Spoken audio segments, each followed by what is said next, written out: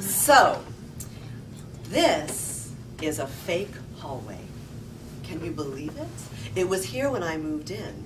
The original inhabitants had this wall painted with special multi-dimensional holographic paint so it would look like a hallway.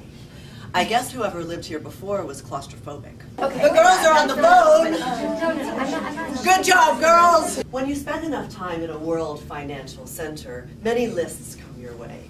So I think this would be a fine time for me to give you a brief lecture on the nature of proprioception. The task is in my head, the task is on the paper, the task is complete.